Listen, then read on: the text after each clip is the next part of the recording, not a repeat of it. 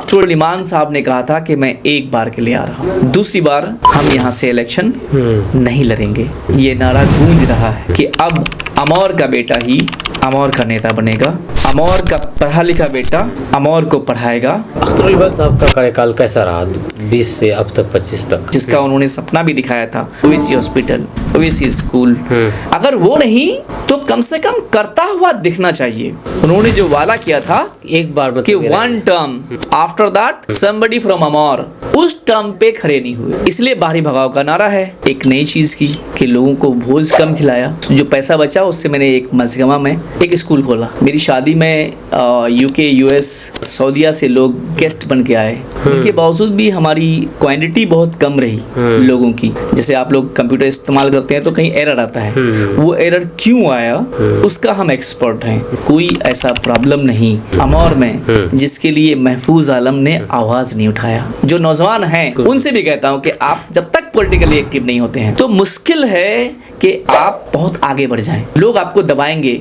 जिस समाज में अच्छा लीडर नहीं होगा उस समाज में दूसरे लोग राज करेंगे, फिर वो अपने तरीके से उस समाज को चलाएंगे। तो इसलिए अपने लोगों को आप आगे बढ़ाएं ताकि आपके लोग कभी भी आपको दबाएंगे नहीं। माननीय मुख्यमंत्री नीतीश कुमार जी से मिले, उनके सामने अपना जो प्रॉब्लम था नदी कटाव का, महानंदा बेसिन प्रोजेक्ट का, हमने रखा कि आप इस नदी कटाव को जब तक रोकेंगे नहीं तब तक अमौर के लोग सूखी नहीं होंगे। स्वागत है आपका दोस्तों केडीवी लाइव के एक और ख़ास केडीवी पॉडकास्ट में। आज के हमारे जो गेस्ट हैं वो बहुत ही ख़ास हैं, जो कि अमौर विधानसभा से ताल्लुक़ रखते हैं, इंजीनियर महफूज आलम साहब।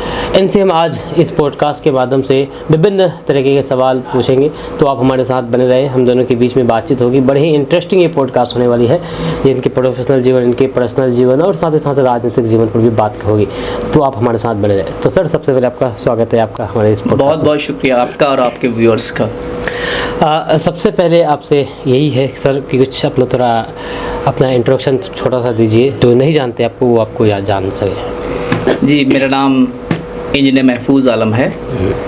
मैं अमौर विधानसभा के एक छोटे से गांव चिल्हाना, बलुआ गोस्त्रा पंचायत, बैसा ब्लॉक में पैदा लिया। वहाँ से मेरी ज़िंदगी एक बहुत ही मामूली घर में हम पैदा लिए और फिर सरकारी स्कूल में, सरकारी मदरसे में पढ़ाई किए। कभी कभी ऐसा होता था कि आधा टाइम पढ़े और आधा टाइम काम किए। कंजिया हाई स्कूल में लगभग 8 क्लास तक पढ़े, फिर 9, 10 रोटा हाई स्कूल से, फिर वहाँ से पूर्णिया गए, पूर्णिया में ट्यूशन्स पढ़ाए और फिर पूर्णिया कॉलेज पूर्णिया से 12th किए। उसके बाद ख्वाहिश जगी कि मैं भी इंजीनियर बनूं। मेरे एक उस्ताद खालिद अनवर साहब गुस्तरा से ताल्लुक़ रखते हैं, उनसे बहुत इंस्पायर हुआ। उन्होंने अपनी स्टोरीज़ बताए कि कैसे वो लोग स्ट्रगल किए और उनसे सीखा कि हम कैसे लाइफ में स्ट्रगल करें। फिर वहाँ से हम दिल्ली गए। जब मैं दिल्ली गया था मुझे अच्छे से याद है कि मेरे पॉकेट में सिर्फ 2000 रुपये था। सिर्फ 2000 रुपये। जब आप दिल्ली गए? मैं दिल्ली गया। वहाँ पे हमारे गांव के ही कुछ लोग जो कढ़ाई सिलाई का काम करते थे उनके पास गया। अबसार चचा, रौफ चचा, उनके पास गया। 3 दिन मैं उन लोगों के साथ रहा और फिर मेरे भैया भी दिल्ली में रहते थे लेकिन अलग जगह रहते थे वो, और उस वक्त वो भी कढ़ाई सिलाई का काम करते थे। तो मैंने उनसे कहा कि मैं दिल्ली आया हूँ और पढ़ने के लिए आया हूँ। तो उन्होंने काफ़ी हिम्मत किया, मुझसे बड़े भाई मिन्हाज आलम, कि ठीक है आप कंटिन्यू कीजिए, इंशाल्लाह मैं सपोर्ट करूँगा। तो बचपन से ही मेहनत करने की आदत थी। हम जामिया के गलियों में, वहाँ के लाइब्रेरीज़ में हर वक्त हर पल सिर्फ किताबों से ही नाता रहा। तो जामिया में आपने मतलब एडमिशन लिया वहाँ पर? जी, फिर मेरी इंजीनियरिंग जामिया से हुई। जामिया से इंजीनियरिंग हुई जी। फिर वहाँ से एमटेक USIT IP यूनिवर्सिटी का मेन कैंपस, जो जनरली लोगों का सपना रहता है कि ऐसे ऐसे प्लेस से पढ़ें। अल्हम्दुलिल्लाह अल्लाह ने वो तकदीर में वो लिखा कि हम जा कर के वैसे प्लेसेस से इंजीनियरिंग किए। फिर किस्मत ने साथ दिया तो एक company CSC computer sciences corporation, वहाँ पे सिलेक्शन हुआ, फिर अमेरिका गए, वहाँ कुछ मेन फ्रेम्स के ऊपर ट्रेनिंग लिए, फिर लगभग बहुत सारे कंट्रीज़ घूमे, यूके गए, वहाँ बोल्डन में निसान प्लांट्स में काम किए।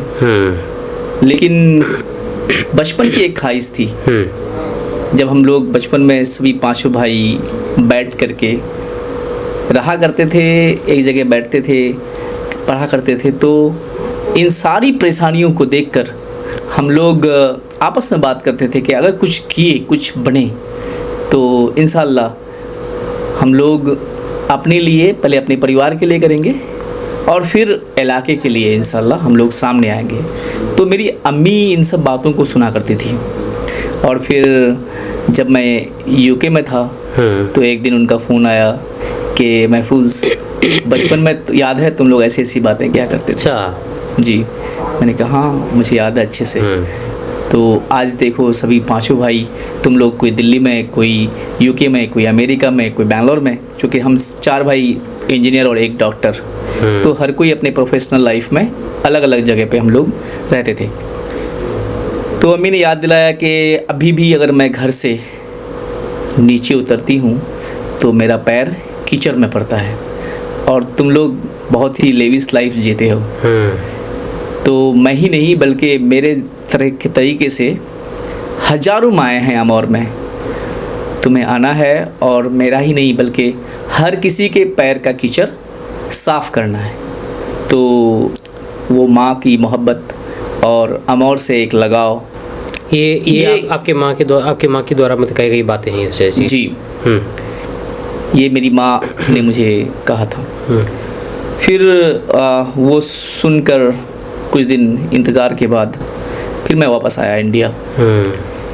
और यहाँ आकर पहले दिल्ली आया ऑब्वियसली, एंड दिल्ली से फिर मैं रिटर्न घर आया। उस वक्त यहाँ पे सबसे पहले जो मेरी प्रायोरिटी थी वो थी एजुकेशन, कि भाई लोगों के पास तालीम नहीं होगा तो वो करेगा तो करेगा क्या, हम उसको अपनी बातें कैसे समझाएंगे। ये पॉसिबल नहीं है कि जिनके पास तालीम नहीं हो आप उनसे कुछ बातें जो आप हकीकत में करना चाहते हैं, जो आप ट्रांसफॉर्मेशन लाना चाहते हैं, वो आपकी बातों को समझ पाए। आज भी बहुत सारे लोग ऐसे हैं जो तालीम याफ्ता नहीं है, उनको पता नहीं है कि कल मेरी ज़िंदगी कैसे होगी, या फिर वो अपने बच्चों के बारे में भी सोच नहीं पाते हैं। तो हम लोगों ने स्कूलें खोलना शुरू किया। मेरी शादी में मैंने एक नई चीज़ की कि लोगों को भोज कम खिलाया, और उस जो पैसा बचा उससे मैंने एक मजगमा में एक स्कूल खोला।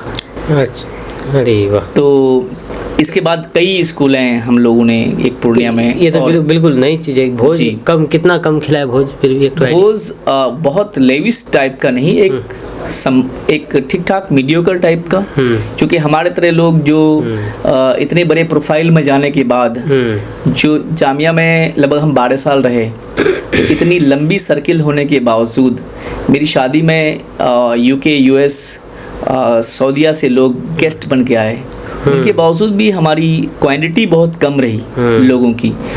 और एक सिंपल समझिए कि हमने शादी किया और फिर जो पैसे बचे उनका हमने एक स्कूल डाला, ड्रीम पब्लिक स्कूल नाम से। कहाँ पर ये डाले? ये मजगमा में जी। अच्छा। चिल्हाना गांव, मजगमा हाट के पास ही।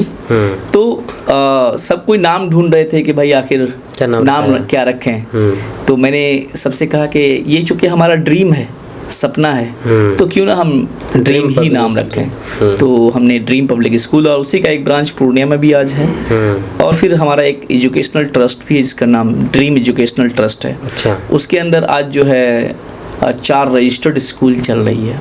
अच्छा जी, हमारे ट्रस्ट के अंदर, और कई dream educational and welfare trust के अंदर अल्हम्दुलिल्लाह सभी लो कॉस्ट में, कम से कम पैसे में लोगों को एजुकेशन देती है। फिर 2017 में बाढ़ की तरह से दी आई, आपको पता होगा, तो वो बहुत भयावह थी मेरे लिए खास करके, क्योंकि हमारे घर के चारों तरफ के लोग वो परेशान थे बाढ़ से, पानी से, जानवर वगैरह, मतलब हर कुछ बचा नहीं पाए थे हम लोग।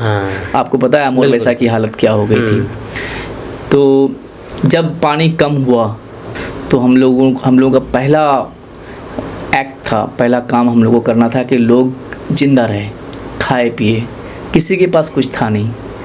और गरीबी के कारण जो अमीर लोग थे वो तो ठीक ठाक थे, लेकिन जो गरीब लोग थे उनके पास कुछ बचा ही नहीं था, न घर बचा था, न कपड़े बचे थे, जो तन में था वही था, और खाने के लिए भी कुछ नहीं था। तो हम लोग दर दर भटके। हम उस वक्त 3 भाई थे घर पे, तो लेकिन कुछ हुआ नहीं, किसी ने कुछ मदद नहीं किया। फिर अपने पास जो पैसे थे वो हम लोगों ने लगाया, और कई जो दिल्ली में कनेक्शंस थे हमारे, दिल्ली, मुंबई और इंडिया के अदर पार्ट्स में, सबसे हम लोगों ने राब्ता किया। तो लोगों ने काफ़ी मदद किया, बाहर के लोगों ने। और पूरे इलाके में मुझे याद है कि 100+ मेडिकल कैंप हमने लगवाया। अच्छा। और 100 कम प्लस से मेडिकल मेडिकल कैंप 2017 की बार के बाद। और लगभग 27-28 ट्रक खाने का सामान बांटे, खाने का सामान, चप्पलों को बांटे हम लोग, कपड़े बांटे। ये सब किसके माध्यम से चलाए? ये जो है हम लोग जो लोगों से मदद मांग रहे थे, अच्छा, वो लोग पैसे नहीं बल्कि सामान दे रहे थे। अल्हम्दुलिल्लाह इतने आ गए कि हम फिर पूरे इलाके में तकसीम किए, हर एक कम्युनिटी के लोगों को, अल्हम्दुलिल्लाह। तो वहाँ से और ये संकल्प कि हम इलाके के लिए कुछ करेंगे, ये और स्ट्रांग हो गया कि नहीं, हम सिर्फ सोशली इलाके में कुछ नहीं कर सकते। जब तक पॉलिटिकल पावर आपके पास नहीं होगा, आप सच में सोसाइटी को ट्रांसफॉर्म नहीं कर सकते। तो ये जो ट्रांसफॉर्मेशन का संकल्प है, और 2017 की बार की त्रासदी, इसका जब मिक्सअप हुआ तो हमें लगा कि नहीं, हम जितने भी पॉलिटिकल लीडर्स के सामने हाथ फैलाए थे, कोई साथ नहीं दिए, तो क्यों ना अपने पास ही वो पॉलिटिकल पावर हो, या फिर ऐसे लोग जो हकीकत में सोसाइटी को ट्रांसफॉर्म करना चाहते हैं, बदलना चाहते हैं, वैसे लोगों के पास पॉलिटिकल पावर हो, ताकि हमें फिर ऐसी परिस्थिति में दर दर भटकने की ज़रूरत ना पड़े। तो ये एक जर्नी है जहाँ से मुझे लगा कि हमें इस पॉलिटिकल ग्राउंड में आना चाहिए, और लोगों के सामने एक ऑप्शन के तौर पे निखर कर आना चाहिए कि मैं भी हूँ जिसे आप चूज़ कर सकते हैं। और हम ऑब्वियसली आपको कोई वो दलदल वाला पॉलिटिकल सिस्टम देने के लिए नहीं आए हैं, बल्कि हम खुद झेले हुए हैं, हमने वो फील किया हुआ है। मैं गरीब का बेटा हूँ, वहाँ से उठकर हम अगर यहाँ तक पहुँच सकते हैं, तो मेरे तरह हज़ारों बच्चे जो अमौर में है या सीमांचल में है, वो भी इंजीनियर महफूज बन सकता है। बिल्कुल जी। तो इसी थीम के साथ तब से मतलब आप लगे हुए हैं, हम लगे हुए क्षेत्र में। तो आप यूके से फिर कब आए आप?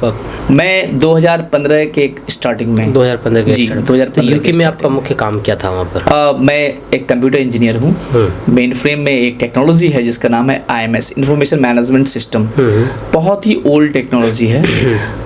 वो 1962 में बनना शुरू हुआ था और कमर्शियली 1968 में लॉन्च हो गया था।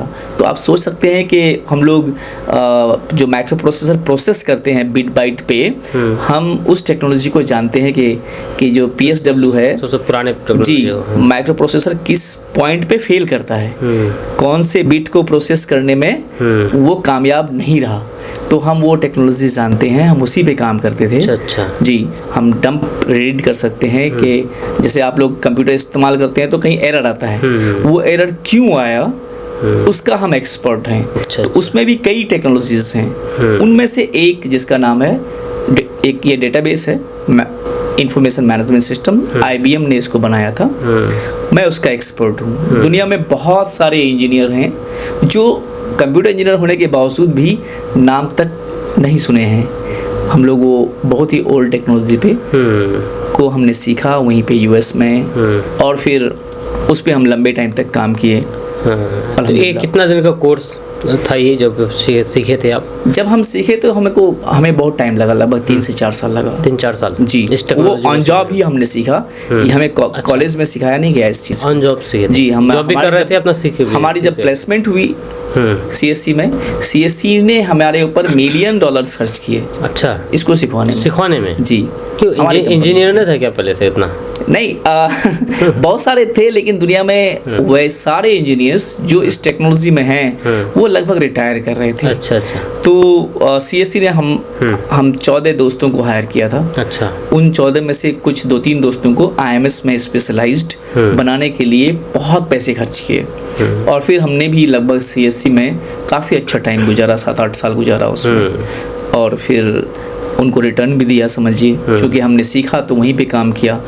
और ये ऐसी टेक्नोलॉजी है जिसमें आप जितना बोलोगे आपको लोग पेमेंट करने के लिए रेडी रहते हैं। जी, आज भी हमारा जो है ये हम छोड़े नहीं हैं, अभी भी काम जारी, हमारा काम जारी है, लेकिन अब हम अलग स्टाइल से करते हैं। मतलब कि अब हम प्रॉपर एम्प्लॉय न रहकर एज ए कंसल्टेंट करते हैं। अच्छा जी, कि आपको ज़रूरत है मेरी तो मैं आपके लिए कंसल्ट लीजिए, उसके बाद का पेमेंट कीजिए। तो अल्हम्दुलिल्लाह अभी भी ये जारी है, हमको कहीं कोई दलाली करने की ज़रूरत नहीं है। तो ये घर बैठे भी आप मतलब जी, हम कहीं यहाँ आपके यहाँ स्टूडियो से भी कर सकते हैं। मेरे पास लैपटॉप परमानेंट रहता है, जब भी ज़रूरत होती है कॉल आता है और हम करते हैं। हम बैठ के कभी जॉब नहीं करते हैं। तो ये हमारा एक काम है, हम एज ए कंसल्टेंट अभी वर्क करते हैं। तो आपने फिर आप यहाँ पर आए और जो भी है 2017 के बाद से फिर आपने सोचा कि नहीं हमको अब सामाजिक खिदमत में लग जाना है। बिल्कुल। हम 2017 के बाद सामाजिक खिदमत में लगे। 2018 में आप अगर देखे होंगे रिकॉर्ड, खाड़ी पुल के लिए हमने धरना शुरू किया 2018 में, और फिर जब धरना से काम नहीं हुआ हमने केस करना शुरू किया गवर्नमेंट्स के ऊपर, और अलग अलग मुद्दे, कोई ऐसा इशू नहीं, कोई ऐसा प्रॉब्लम नहीं अमौर में जिसके लिए महफूज आलम ने आवाज़ नहीं उठाया। कोई भी ऐसा इशू आप मुझे गिना शायद नहीं सकते हैं जहां हम नहीं पहुंचे हैं, उसके लिए आवाज़ नहीं उठाए हैं। तो एक जब हम पढ़ने के वक्त में ही अलीगढ़ मुस्लिम यूनिवर्सिटी का जो कैंपस के साइंस में बनना था, उसके लिए हम लोग बहुत प्रोटेस्ट किए थे। 100+ प्रोटेस्ट हमने दिल्ली में किया था। अच्छा। तो वो एक एक्टिविस्ट का जुनून अंदर था। तो कुछ दिन बंद रखी उसको, जब हम जॉब में गए, फिर हायर स्टडीज़ किए, और 2014 के बाद गवर्नमेंट बदल गई तो हम लोगों ने उसमें कुछ किया नहीं। तो वो एक्टिविज्म अंदर था। तो फिर 2017 के बाद जब इलाके के लिए हमने शुरू किया तो उसको दोबारा हमने रिकॉन्सिल किया, दोबारा जगाया, और अल्हम्दुलिल्लाह हमने हजारों प्रोटेस्ट किए अमौर वैसा में। आप शायद रिपोर्ट्स के थ्रू जरूर देखे होंगे। कितने प्रोटेस्ट, अगर परसेंटेज बाई के हिसाब से अगर बताया जाए तो कितने प्रोटेस्ट आपका सफल रहा? मुझे लगता है कि ज़्यादातर प्रोटेस्ट सफल रहा। ज़्यादातर 70% प्लस सफल रहा, क्योंकि रिज़ल्ट एक बार में 2017 में नहीं आना शुरू हुआ था, और रिज़ल्ट आना शुरू हुआ 2023-24 के बाद। जी, क्योंकि आपको कोई भी काम, जैसे आप एक एग्जांपल मैं देता हूँ, खाड़ी इस सिमलवाड़ी पुल का प्रोटेस्ट, सिमलवाड़ी पुल के लिए पहले हमने केस किया था। तो कोर्ट से हमको किए थे सरकार के ऊपर जी, हमारी एक टेंडेंसी है कि हम पहले तो सीखते थे, पहले तो कि कैसे होगा, फिर उसके बाद कोई भी प्रोटेस्ट करने से पहले हम उसका इन्फॉर्मेशन लेते थे। तो डायरेक्टली अगर आरटीआई डालते हैं तो हमें इन्फॉर्मेशन देता नहीं था। आजकल आरटीआई में भी पेपर जल्दी देता नहीं है। तो आपके पास ऑप्शन क्या है? आप कोई बहुत बड़े लीडर नहीं हैं, जो लीडर हैं वो निकम्मे हैं, वो आपको सपोर्ट करना नहीं चाहता है, तो आप करें तो करें क्या? तो मैं फिर कोर्ट का सहारा लेता था, लोक अदालत का सहारा लेता था। तो मैंने ये सिमलवाड़ी पुल के लिए भी कोर्ट का सहारा लिया, कि मैंने पता किया कि भाई क्या हकीकत में कभी यहाँ पे पुल बना था या नहीं बना था। तो कोर्ट से उन जो डिपार्टमेंट है RWD या PWD, वहाँ पे RWD का काम कर रहा था, तो RWD ने लिखा कि नहीं, आज तक यहाँ पे किसी भी तरह का कोई भी पुल के लिए किसी ने, लीडर ने या किसी भी डिपार्टमेंट से कुछ भी नहीं है। अच्छा, कभी आवाज़ भी नहीं उठाई गई? अब आवाज़ उठाई तो वो शायद उन तक नहीं पहुंचा होगा, लेकिन कॉन्क्रीट लेवल का कुछ भी नहीं था। हमारे पास वो डॉक्यूमेंट है, आप चाहेंगे तो हम भेज सकते हैं आपको।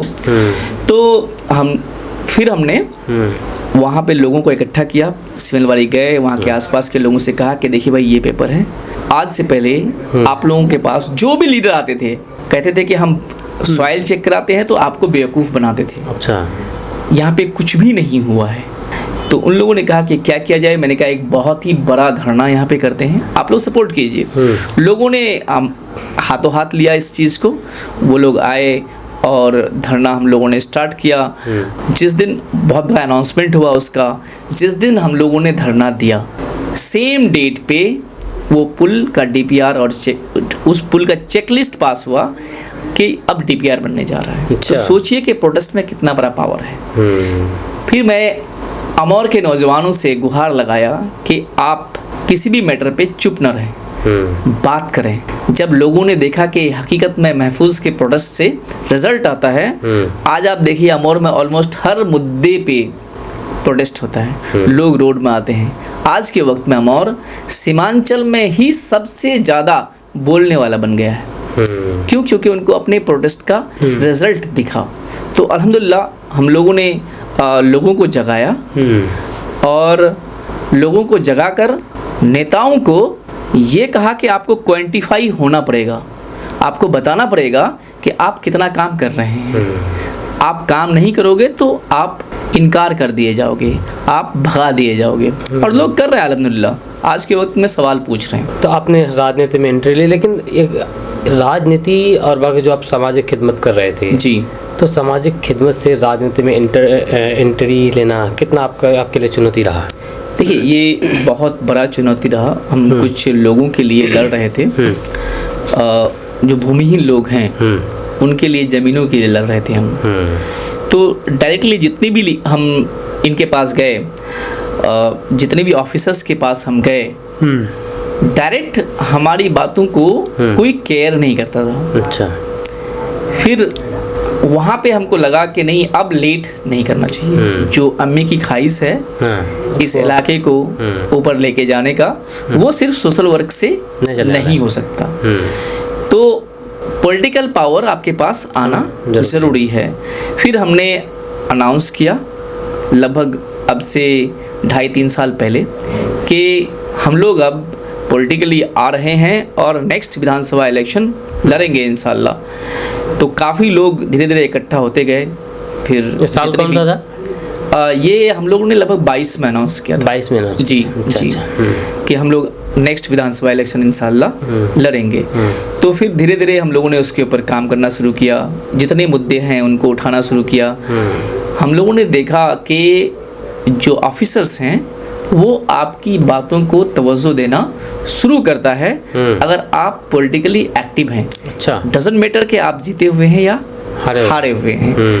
हाँ, लेकिन आपको बात रखने का और प्रोसेस जाना हुआ चाहिए कि आप जानते हैं कि ये काम कैसे हो, कहाँ हमको हथौड़ा मारना पड़ेगा, ये आपको पता होना चाहिए। तो फिर पॉलिटिकल लीडर्स आप एस्टेब्लिश्ड हो ना हो फ़र्क नहीं पड़ता है, जो ऑफिसर्स हैं वो आपकी बातों को सीरियसली लेते हैं। और हमने देखा ये कि सीरियसली लिया, कई लोगों को ज़मीनें मिली।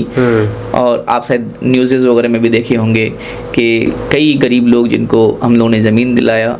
तो वो अगर हम सोशली करते कि अपने पैसे से खरीदते हैं तो शायद ज़िंदगी लग जाता। लेकिन थोड़े बहुत अगर आप पॉलिटिकली एक्टिव हैं, पॉलिटिकली एक्टिव होना बहुत ज़रूरी है, बहुत ज़रूरी है आज के वक्त में। और मैं नौजवानों से भी कहता हूँ, जो नौजवान हैं उनसे भी कहता हूँ कि आप जब तक पॉलिटिकली एक्टिव नहीं होते हैं तो मुश्किल है कि आप बहुत आगे बढ़ जाएं। लोग आपको दबाएंगे। आप इंजीनियर सामाजिक खिदमत के लिए पॉलिटिकल एक्टिव होना बहुत ज़रूरी है, या फिर किसी पॉलिटिकल पर्सन का आपको प्रॉपर सपोर्ट होना ज़रूरी है। अगर नहीं है तो ये मुमकिन है कि आप इंजीनियर बन जाएं, आप डॉक्टर बन जाएं, लेकिन आपके पास वो पावर नहीं होगा। आप जितने रुपए कमाते हैं उस रुपए से समाज का खिदमत करना पॉसिबल नहीं है, बिल्कुल नहीं। तो मैं सभी नौजवानों से गुहार लगाता हूँ कि आप आएँ। बल्कि कई बार लोगों से रिक्वेस्ट करता हूँ कि अगर कोई नौजवान हकीकत में पॉलिटिकली एक्टिव होना चाहता है और आप देख रहे हैं कि उनकी नीयत भी साफ़ है, वो हकीकत में समाज का भलाई चाहता है, तो आप उनके लिए चंदा भी दें। अच्छा जी, आप उनको आगे बढ़ाएं, क्योंकि वो समाज का आईना होगा। जिस समाज में अच्छा लीडर नहीं होगा उस समाज में दूसरे लोग राज करेंगे, फिर वो अपने तरीके से उस समाज को चलाएंगे। तो इसलिए अपने लोगों को आप आगे बढ़ाएं ताकि आपके लोग कभी भी आपको दबाएंगे नहीं। अगर आपको कुछ नीड होगा तो वो ज़रूर आपका केयर करेगा। दूसरे लोग उसी समाज में अगर जाएगा तो हकीकत में आपका वो केयर नहीं करेगा, क्योंकि उसको पता ही नहीं होगा कि आपकी नीड क्या है। आप कितनी चीज़ों को खुल खुल के बताइएगा, लेकिन जो कनेक्टेड लोग हैं, सेम पंचायत के अगर हैं या आसपास के हैं, सेम विधानसभा के हैं, तो कम से कम एक दूसरे से ताल्लुकात रहती है। जो फैमिली कनेक्शन है वो भी स्ट्रांग रहती है, आपको किसी न किसी तर्ज पे पता लग जाता है। तो इसलिए अपने बच्चों को बिल्कुल आगे बढ़ाना चाहिए।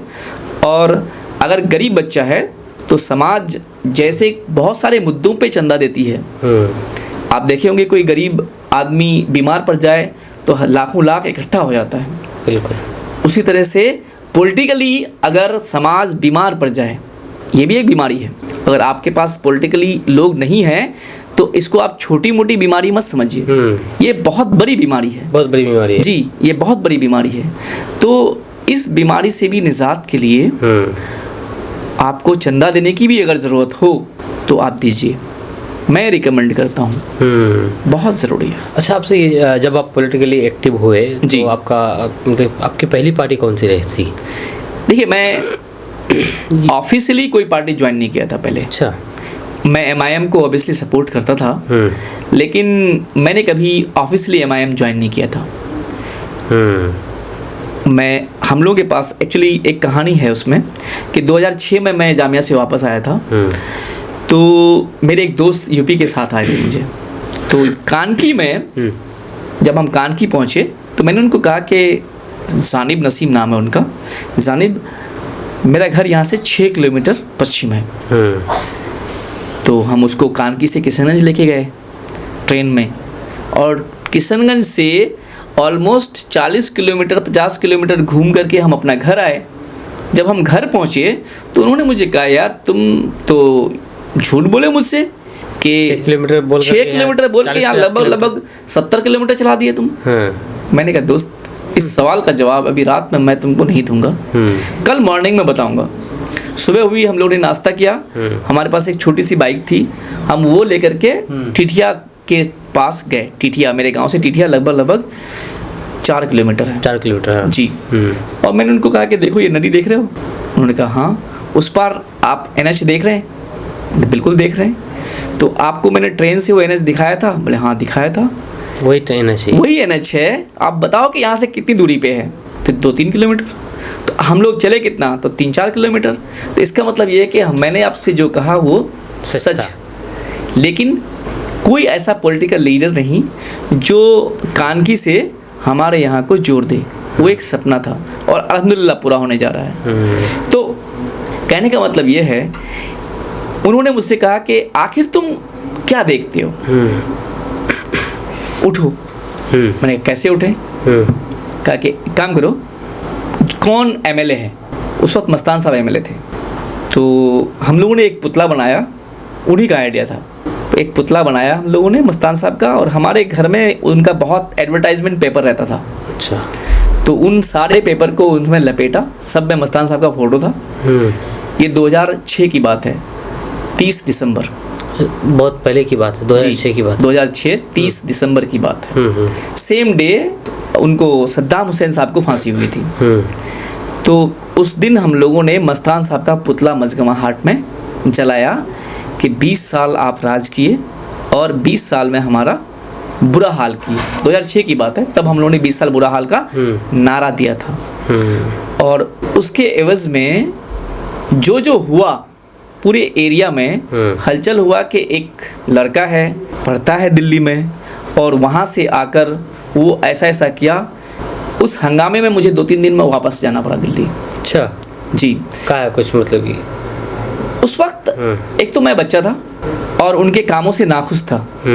वो टाइम ऐसा था कि कोई भी पॉलिटिकल लीडर्स के बारे में बात तक करना पसंद नहीं करता था, और मैं उठ करके उनका पुतला फूंक दिया था। ये पहली बार हुआ था उस पूरे एरिया में, और पूरे अमौर में हंगामा था कि कोई माँ का बेटा पैदा लिया जो ऐसा कर गुजरा है। तो अब 2-3 दिन में जब वापस चले गए तो टॉर्चर का सामना करना पड़ा आपको?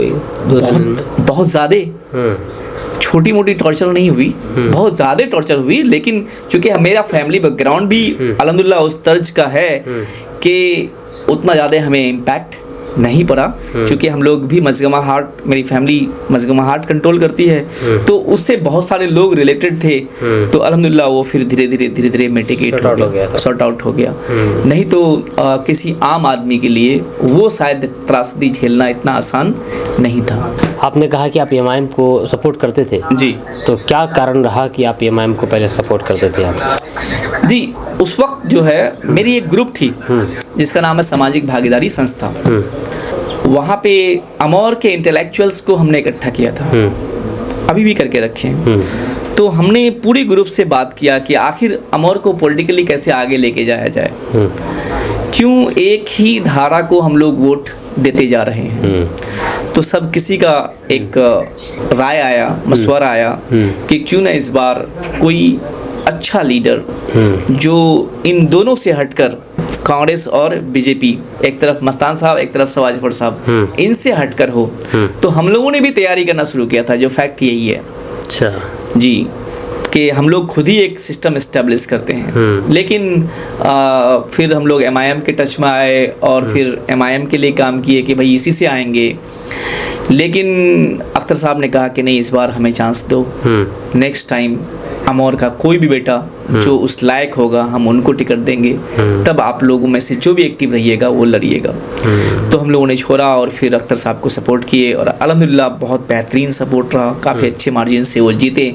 ऑलमोस्ट उसके 6-7 महीने या आप 10 महीने कह लीजिए, 10 महीने हमने काफ़ी इनपुट भी दिया उनको अपने एरियाज़ का कि यहाँ प्रॉब्लम है, हमें इस इश्यूज़ पे काम करना है, एजुकेशन पे करना है, हॉस्पिटल्स पे करना है, हमारे यहाँ सड़कें बहुत ख़राब है, जर्जर सड़कें, जर्जर बिजली का तार, लोग किसी को 2 टाइम का रोज़गार नहीं, ढेर सारी इश्यूज़ थी। हमने सब इनपुट दिया उनको, लेकिन लगा कि शायद सभी बेकार जा रहा है।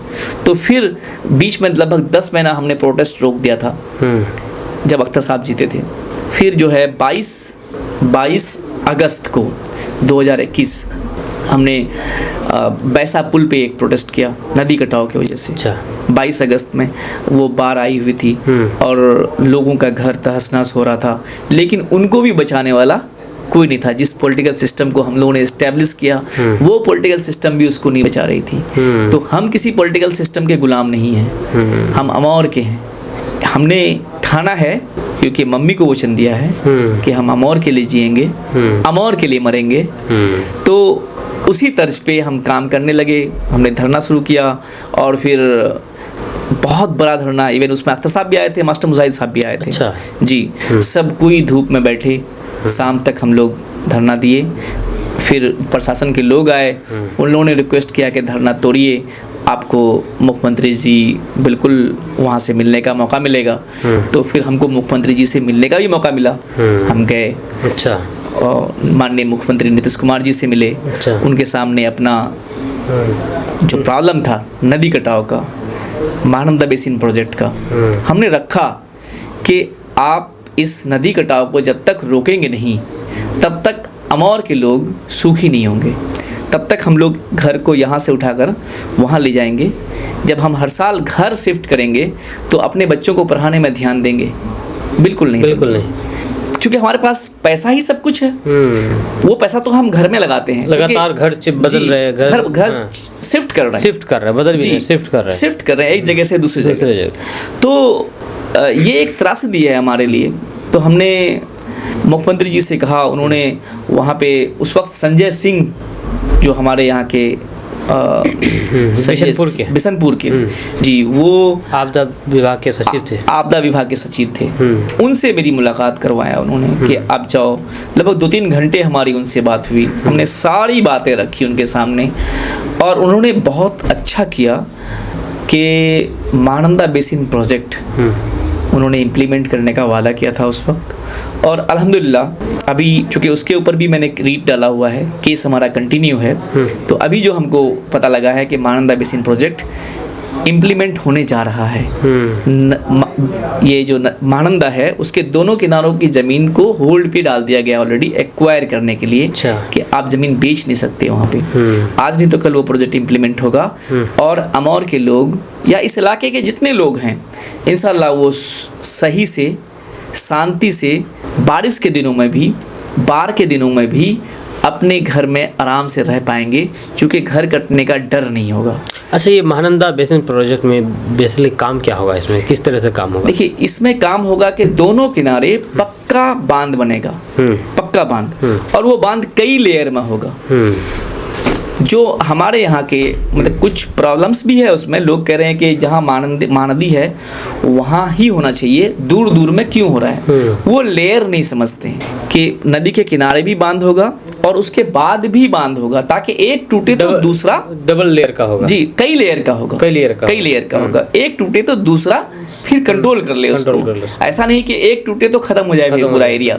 तो वो चीज़ लोगों को समझना होगा। या कुछ उसमें अगर त्रुटियां हैं, प्रॉब्लम्स हैं, तो पॉलिटिकल लीडर्स जो हैं, जिनको लोगों ने जिनके ऊपर ताज पहनाया है, उनकी रिस्पॉन्सिबिलिटी है कि इसको रोकना नहीं, बल्कि उन प्रॉब्लम्स को दूर करके नए सिरे से अगर आपको उसका डीपीआर बनवाना पड़ रहा है तो आप बैठिए, डायलॉग कीजिए गवर्नमेंट के साथ में। जब मुख्यमंत्री जी से मैं मिला तो उन्होंने सीधे कहा कि बेटा तुम फेवर में आए हो और तुम्हारे यहाँ के लोग डंडा लेके खड़े हैं कि महानंदा बेसिन प्रोजेक्ट इंप्लीमेंट नहीं होने देंगे। मैंने भी कहा था मुख्यमंत्री जी को कि आप काम करवाइए, हम नौजवान आपके लिए या जो भी महानंदा बेसिन प्रोजेक्ट इंप्लीमेंट करेगा उनके लिए हम डंडा लेके खड़े रहेंगे, क्योंकि हम डेवलपमेंट के साथ हैं और जो डेवलपमेंट नहीं करेगा उनके खिलाफ है। महानंदा बेसिन प्रोजेक्ट से इलाके में राहत आएगी। तो इसके खिलाफ फिर क्यों थे लोग? ये तो लोग अच्छी चीज़ है, अच्छा। देखिए, लोग वोट बैंक की पॉलिटिक्स करते हैं, जो फैक्ट है कि काम ना हो तो अपना काम ना हो चमकते रहे, तो हर साल टेम्पररी वर्क के चक्कर में कुछ न कुछ पैसे मिलते रहेंगे, हम अपने पॉकेट भरेंगे और जो हमारे साथ के लोग हैं वो अपने पॉकेट भरेंगे, ताकि ये वोट बैंक हमारा परमानेंट रहेगा। लोग ऐसे ही परेशान रहेंगे ताकि अपने बच्चों को पढ़ा ना पाए। फिर कोई गरीब अपना बच्चा को पढ़ाएगा तो उसका बच्चा भी इंजीनियर महफूज की तरह बनेगा, वो भी हमसे सवाल करेगा, या फिर वो भी लीडर बनना चाहेगा। हमारी दुकान खत्म होगी।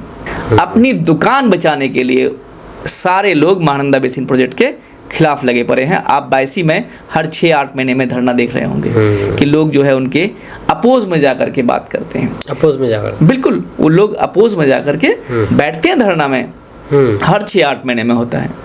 तो बांध रोको प्रोग्राम के चक्कर में इन लोगों ने लोगों को बर्बाद कर रखा है। इन लोगों को बांध बानो प्रोग्राम करवाना चाहिए था, लेकिन ये लोग बांध रोको प्रोग्राम करा रहे हैं। तो ये त्रासदी है हमारे एरिया की। सिर्फ और सिर्फ एजुकेशन ही, राइट एजुकेशन ही इसको कंट्रोल कर सकता है। अच्छा सर, जैसे कि आपने कहा कि एमआईएम पार्टी को आप सपोर्ट करते थे, लेकिन पार्टी में शामिल नहीं हुए। फिर तो आप तो अभी आपने कहा कि 2020 में हमने मतलब अख्तरुल से कहा था कि इसमें मतलब कि आएंगे एमआईएम से, तो बिना पार्टी में आए हुए कैसे फिर आप ये बात? नहीं, देखिए, उस वक्त ये था कि हम लोगों को एरिया में प्रचार प्रसार करने के लिए कहा गया था कि आप लोग करिए, एज ए सपोर्टर के तौर पर आप लोग अगर आना चाहते हैं तो अपना काम, अपना प्रचार करिए, और जिनका भी बेहतर होगा उनको पार्टी टिकट देगी। तो वो बेहतर तो खुद कर गए, टिकट खुद लेके गए। फिर 2021 के बाद से हमने प्रोटेस्ट करना शुरू किया, लेकिन फिर भी हमने 2024 में उनको सपोर्ट किया। इस बिना पे सपोर्ट किया कि फिर हम सामाजिक भागीदारी संस्था का मीटिंग की, लगभग उसमें 400 से 600 मेंबर्स हैं। सारे लोगों को बैठाकर हमने वोटिंग करवाया 2024 में लोकसभा में। जी, लोकसभा में। अच्छा। लोगों ने कहा कि ज़्यादातर मत ये आया कि डॉक्टर जावेद साहब ये 5 साल में कोई काम नहीं किए। ऑलमोस्ट लोगों को पहचानते तक भी नहीं थे। और मास्टर मुजाहिद साहब बहुत काबिल आदमी, लेकिन पार्टी उनका लोगों को एक्सेप्टेबल नहीं था। तो लोग कह रहे थे कि नहीं, हम लोग जो है इनको वोट नहीं कर सकते हैं, हालांकि हम दिल से चाहते हैं कि ऐसे लोग आए। और फिर हमारे पास लास्टली ऑप्शन अख्तर साहब का बच्चा, तो हम लोगों ने फिर उनको सपोर्ट किया। उनकी बैड लक थी कि वो हार गए, लेकिन हम लोगों ने अपना काम किया। उनका अपोज करने के बावजूद भी लोकसभा में उनको सपोर्ट किया हम लोगों ने। लेकिन फिर भी 2025 में जनसुराज ज्वाइन करने से पहले, मैं जनसुराज 2024 में ही ज्वाइन किया था। 24 में ज्वाइन? जी, लोकसभा के बाद। लोकसभा के बाद। तो तो जनसुराज ज्वाइन करने से पहले हमने कई लोगों को उनके पास भेजा कि अगला इलेक्शन क्या आप ही लड़ेंगे या अमौर से कोई लड़ेगा। तो चूँकि हमने बहुत ही ठीक ठाक लोगों को भेजा था जो उनके भी कॉन्फिडेंशियल हैं और हमारे भी कॉन्फिडेंशियल हैं, तो उन्होंने कहा कि नहीं, इस बार का इलेक्शन मैं ही लड़ूंगा। तो फिर हमारे पास और कोई ऑप्शन नहीं रहा। फिर हम ऑप्शन तलाशने लगे और कांग्रेस में ऑलरेडी मस्तान साहब थे, जदयू में ऑलरेडी सवाज जफर साहब थे। तो फिर हमारे पास हमें कोई एक नई पार्टी की तलाश थी जो जनसुराज के रूप में मिला। लेकिन ये पार्टी कोई इम्पोर्टेंस नहीं रखता है। मेरे लिए मेरा घर, मेरा समाज, अमौर, वो बहुत ज़्यादा इम्पोर्टेंस रखता है। हम शुरुआत से ही बगैर पार्टी का काम किए, बगैर ज्वाइन किए। अभी एक साल से ऑलमोस्ट हमने जनसुराज ज्वाइन किया था। लेकिन लोगों के बीच में हमने हमेशा मैसेज दिया कि हमारे लिए अमौर इम्पोर्टेंट है, हमारे लिए कोई पार्टी इम्पोर्टेंट नहीं है। हम अमौर को सशक्त करने आए हैं, हम किसी पार्टी को सशक्त नहीं करने आए हैं। कल अगर हम किसी दूसरी पार्टी में भी रहेंगे तो भी हमारा ऑब्जेक्टिव यही रहेगा कि अमौर के लोग, अमौर की धरती, वो मेरी फर्स्ट प्रायोरिटी रहेगी। वो मेरा पहला प्यार है। हम उन्हीं के लिए जिएंगे, उन्हीं के लिए मरेंगे। अच्छा, 2020 और 2024 में अख्तर उल ईमान को आपने सपोर्ट किया, लेकिन आज खुद आप ही बोल रहे हैं कि बाहरी भगाओ, अमौर का बेटा ही अमौर में मतलब कि विजय बिल्कुल जैसे बनेगा। जैसे ये ऑब्वियसली ये मेरा नारा है। जैसे आपको मैंने बताया कि 2020 में जब हम लोग उनको सपोर्ट कर रहे थे, जिस दिन उन्होंने कहा कि मैं यहाँ का विधायक बनूंगा, तो फर्स्ट डे से हम लोग उनको सपोर्ट नहीं कर रहे थे। अच्छा। हम लोगों ने एक बड़ी मीटिंग मौलाना तनवीर जकी मदनी साहब के घर पे बुलाया था। ऑलमोस्ट उसमें काफ़ी सारे मौलाना आलिम दीन उसमें मौजूद रहे। उन सब के सामने अख्तर उल ईमान साहब ने कहा था कि मैं एक बार के लिए आ रहा हूँ। अच्छा। दूसरी बार हम यहाँ से इलेक्शन नहीं लड़ेंगे। उसी वादे को निभाने के लिए हमने एमपी में भी सपोर्ट किया उनको। उसी वादे के तहत जनसुराज ज्वाइन करने से पहले हम उनके घर लोगों को भेजे थे। जब उन्होंने इनकार किया तो मुझे लगा कि ये तो अमौर के साथ धोखा है। तो हमने वहीं से बाहरी भगाव का नारा देना शुरू किया और अल्हम्दुलिल्लाह आज के वक्त में अमौर में, जन जन में, कन कन में ये नारा गूंज रहा है कि अब अमौर का बेटा ही अमौर का नेता बनेगा। अमौर का पढ़ा लिखा बेटा अमौर को पढ़ाएगा।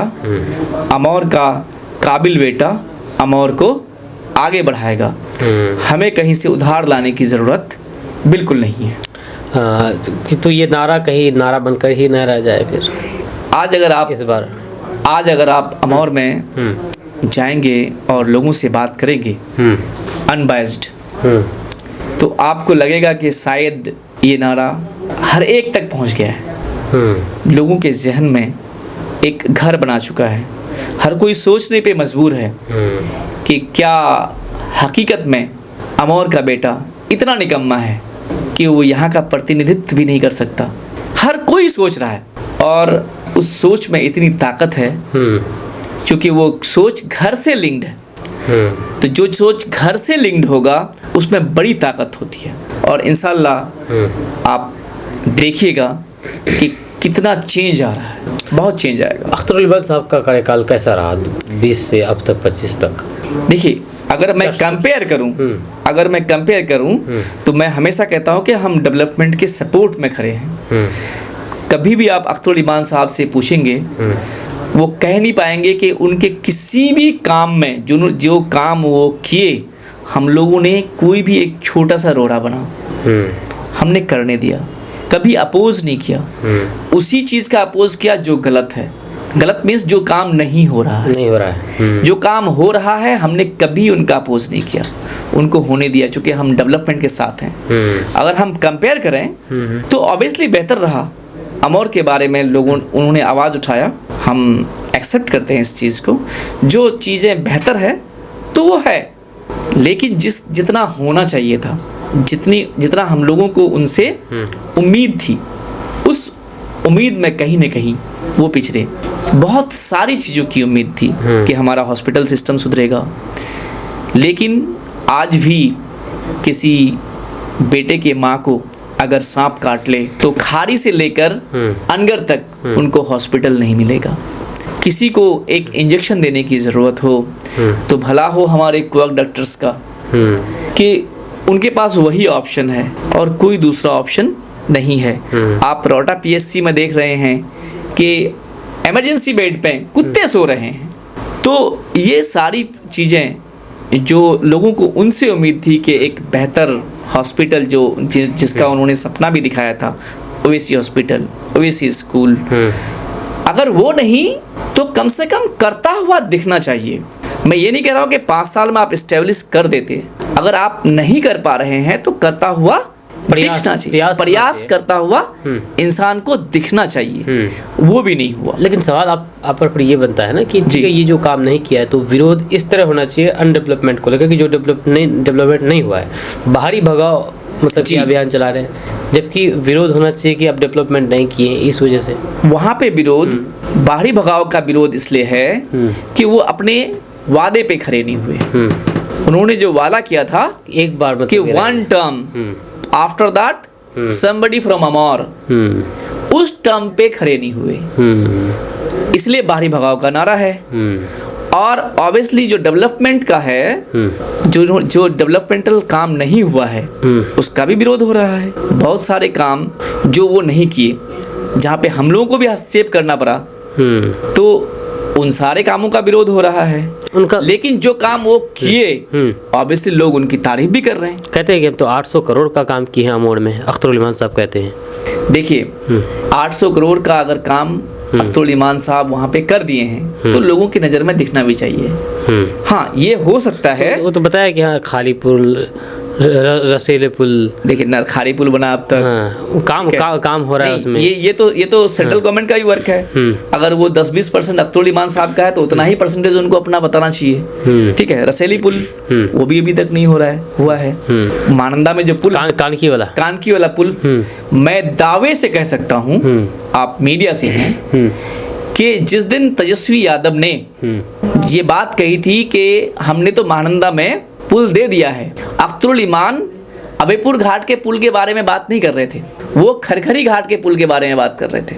आप चेक कीजिएगा कि वो किशनगंज में, वो महानंदी में पुल संगठन, उस पुल समिति या कोई एक समिति था, उनके तहत लोगों ने अर्जी दिया था उनको, उसके ऊपर बात कर रहे थे।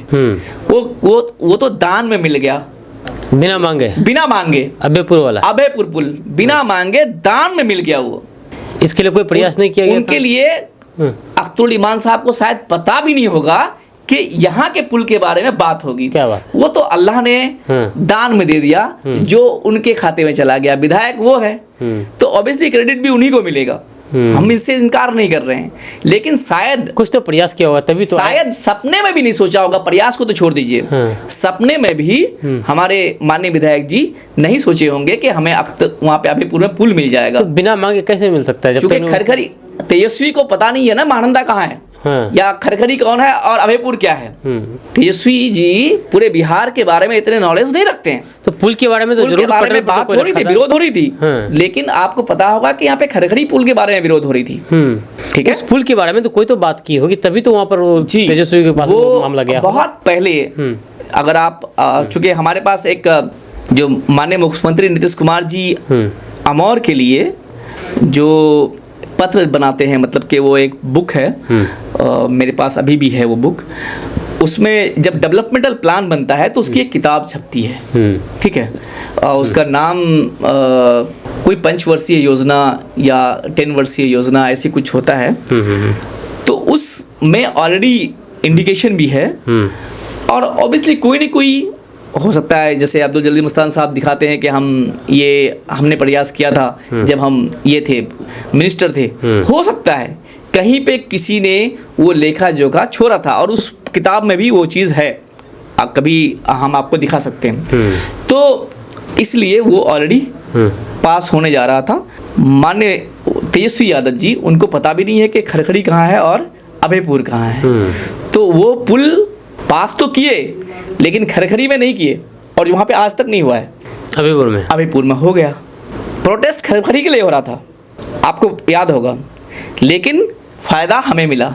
ये तो अल्लाह जिसको चाहे दे दे, तो समझिए कि अल्लाह की तरफ से हमारे लिए गिफ्ट है, वो तोहफा है। और इसका फ़ायदा ऑब्वियसली अख्तरुल रहमान साहब भी उठा रहे हैं। तो ये अब कितना, जैसे कि आपने कहा कि 5 किलोमीटर का अब रास्ता रह जाएगा, 5 अब इंशाल्लाह 6 किलोमीटर 7 किलोमीटर का रह जाएगा। और इसके लिए मैं शुक्रिया अदा कर रहा हूँ। ऐसा नहीं कि मैं पूरी तरह से क्रेडिट नहीं दे रहा हूँ। विधायक अभी हुए हैं जी, विधायक हुआ है, प्रयास किए हुए ना किए हो, वो चाहे उसको सपने में भी वो ना सोचे हों, लेकिन हुआ तो उन्हीं के टर्म में। जब इतिहास लिखा जाएगा अमौर का, तो जरूर अख्तरुल रहमान साहब का नाम आएगा कि उन्हीं के टर्म में ये हुआ था। तो हम इनकार नहीं कर सकते, हम किसी के कामों को नकार नहीं सकते हैं, लेकिन जितना उम्मीद था उनसे ऑब्वियसली उन्होंने काफ़ी कम किया। चलिए, आप इस बार मैदान में हैं जी, आप अपने बारे में ज़रा बताइए। बहुत देर बाद आए। क्या चल रहा है आपका? बहुत अच्छी प्रयास चल रही है। मैं हर दिन डोर टू डोर करता हूँ, लोगों से मिल रहा हूँ। बहुत अच्छा लग रहा है कि लोग अपने घर के बेटे को काफ़ी सराह रहे हैं। लोगों की जो इंतज़ार थी कि एक पढ़ा लिखा नौजवान जिनके पास एक विजन हो, मिशन हो, वो कुछ करना चाहता हो, ऐसे लोग सामने आए, वो इंतज़ार लोगों की ख़त्म होती हुई दिख रही है। और अल्हम्दुलिल्लाह बहुत अच्छा रिस्पॉन्स आ रहा है। क्या लगता है, मतलब कि घर का बेटा, मतलब घर जी, को एक्सेप्ट कर पाएंगे, घर वाले एक्सेप्ट कर पाएंगे? घर का बेटा घर वाले एक्सेप्ट कर रहे हैं, तभी इतना प्यार मिल रहा है। आप देखते हैं जहाँ जाते हैं लोग प्यार से गले लगाते हैं, भीड़ लग जाती है, लगता है कि हकीकत में कोई जीते हुए विधायक आए हैं। अच्छा, इस तरह से इस तर्ज पे लोग ले रहे हैं अल्हम्दुलिल्लाह।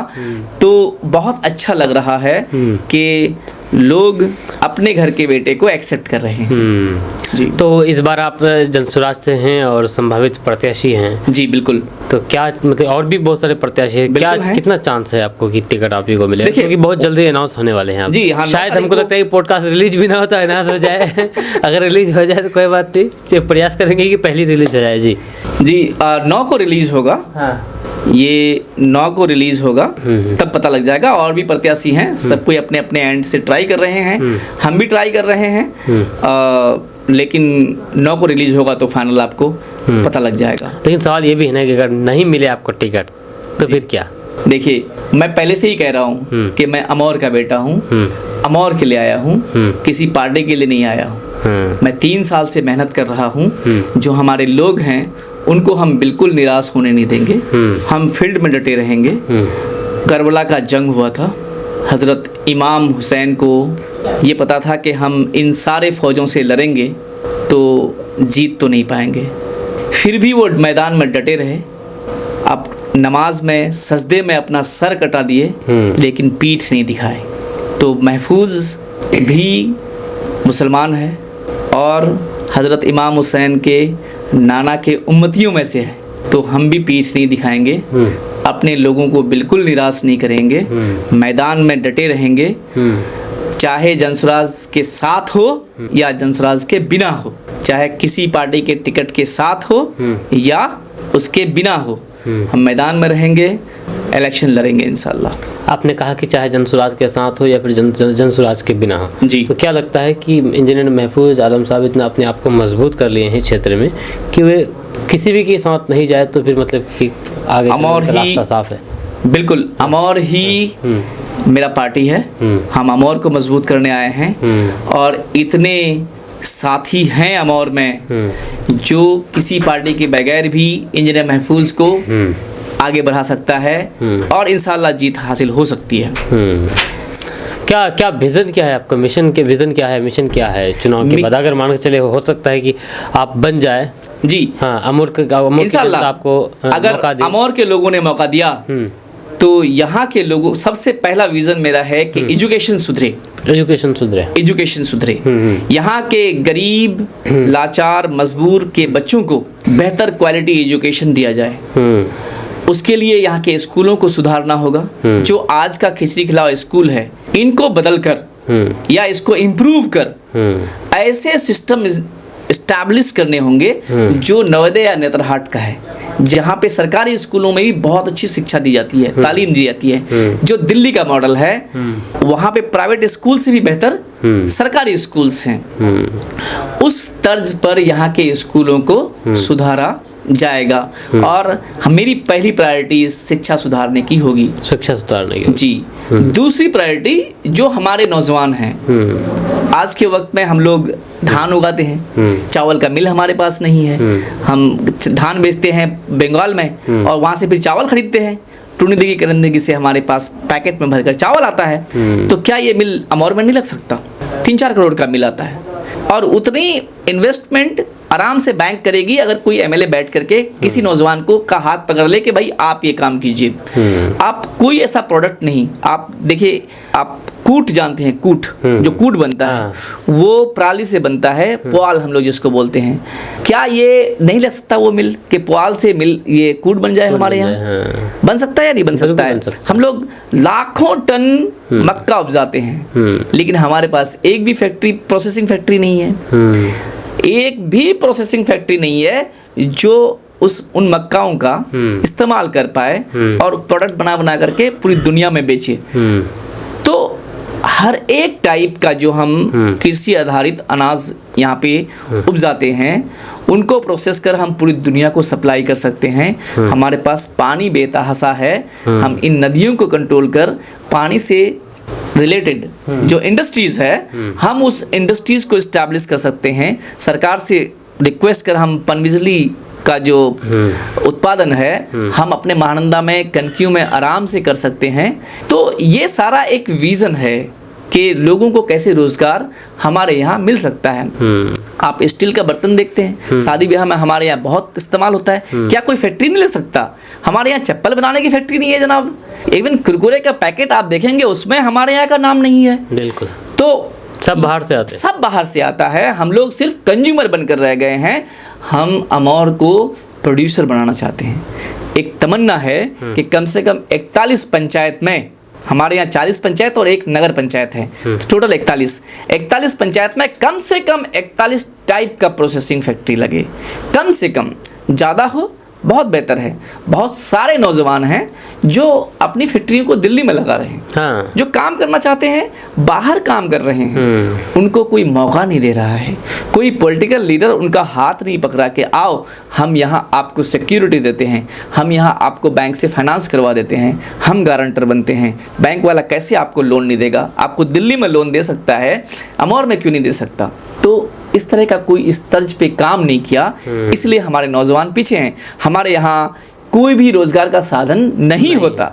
तो दूसरा मेरा जो मेन हथौड़ा है वो बेरोजगारी पर चलेगा।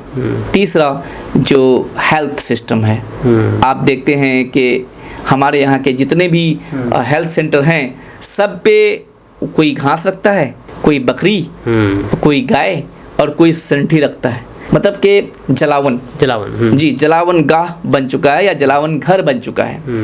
तो क्या वहाँ पे कोई डॉक्टर पैसे नहीं लेता? अपना सैलरी उस हॉस्पिटल से नहीं लेता है? बिल्कुल लेता होगा। बिल्कुल लेता है।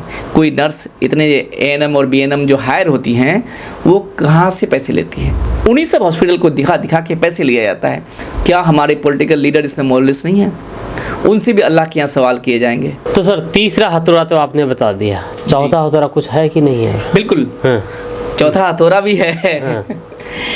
हमारे यहाँ पलायन होता है बहुत ज़्यादा। उन सारे लोग वो सारे लोग जो जाते हैं तो दिल्ली की फैक्ट्रियों में चलते हैं। तो अगर यहाँ पे ऐसा सिस्टम हो, जैसा मैंने कहा इंडस्ट्रीज़ खुले, तो इंडस्ट्रीज़ खुलने के बाद ये लोग जो है अपने यहाँ रुकेंगे, यहीं पे प्लान रुकेगी। वो लोग यहीं के कंज्यूमर बनेंगे जो अपने लोकल फॉर वोकल्स जी, वोकल फॉर लोकल्स। तो अपने यहाँ की चीज़ों के लिए ही उनको तैयार किया जाएगा कि भाई यहीं पे आपको सब कुछ करना है।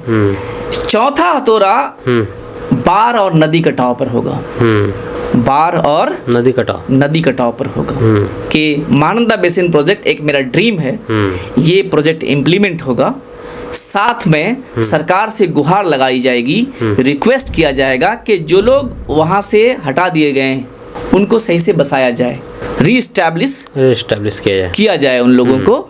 और जहाँ पे हिंदुस्तान और नेपाल की सीमा मिलती है उसमें बड़ा बड़ा डैम बनाया जाए, ताकि अभी जैसे बाढ़ आई हुई है, नेपाल वालों ने पानी छोड़ा है, तो क्या हम उस पानी को स्टोर नहीं कर सकते हैं? बिल्कुल कर सकते हैं, हम लोग कर सकते हैं उस पानी को स्टोर।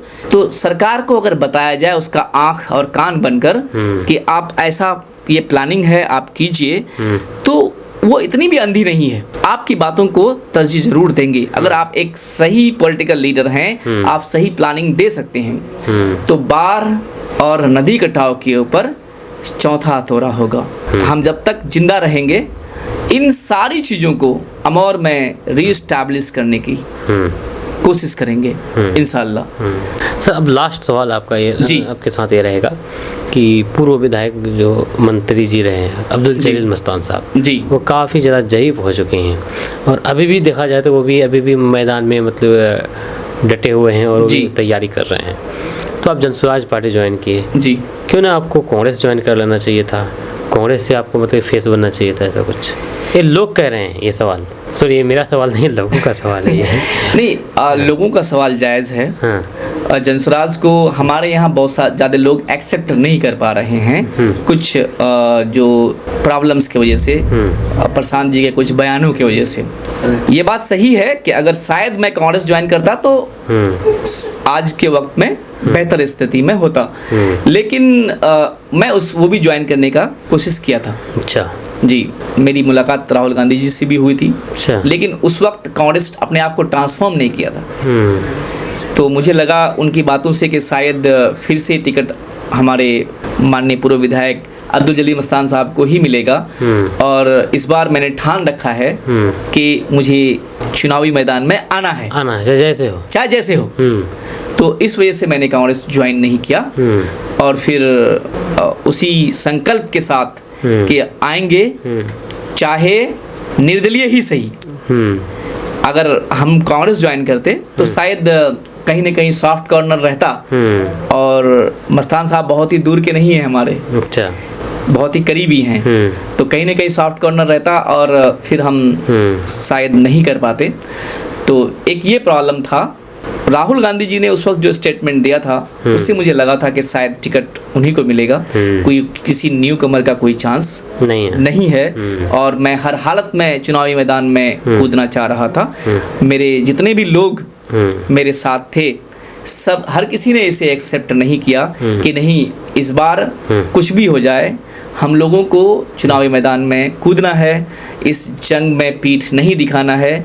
तो मैं अभी भी कह रहा हूँ कि हम पीछे हटने वालों में से नहीं हैं, अपने लोगों को हम निराश नहीं करेंगे, इंशाअल्लाह मैदान में आएंगे, इस मैदान में आएंगे।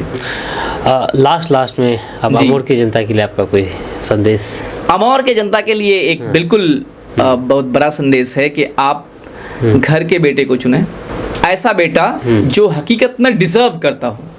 अगर आपको लगता है कि इंजीनियर महफूज आलम बेहतर है, ये एक गरीब की बातों को समझ सकता है, यहाँ की मिट्टी को ट्रांसफॉर्म कर सकता है, यहाँ की मिट्टी को ट्रांसफॉर्म कर हर बच्चे को एक सपना दिखा सकता है कि आप भी इंजीनियर महफूज आलम या इससे बेहतर कर सकते हैं, बन सकते हैं ज़िंदगी में। अगर आपको हमें ये दिखता है तो आप बिल्कुल हमारे साथ आएँ, आप मुझे चुनें, इंजीनियर महफूज आलम को चुनें, एक गरीब का बेटा जो सपना बचपन में देखा था और उस सपने को उसकी माँ ने उसे बार बार याद दिलाया, वो कभी भी उस सपने से भटक नहीं सकता। तो आप इंजीनियर महफूज आलम का साथ दें, जो सपना हमने बचपन में अपनी अम्मी के साथ में देखा उसे साकार करने में हमें सपोर्ट करें। बहुत बहुत शुक्रिया। आपका भी बहुत बहुत शुक्रिया सर, आप अपना कीमती समय देने के लिए। ये थे इंजीनियर महफूज आलम साहब जो कि अमौर से ताल्लुक़ रखते हैं और इस बार दमखम दिखा रहे हैं अमौर विधानसभा के लिए। आपका इसके बारे में क्या कहना है? हम दोनों के बीच में जो भी बातें हुई है आप नीचे कमेंट बॉक्स में कमेंट करके ज़रूर बताइएगा। मिलते हैं नेक्स्ट पॉडकास्ट के साथ, तब तक के लिए जय हिंद, जय भारत।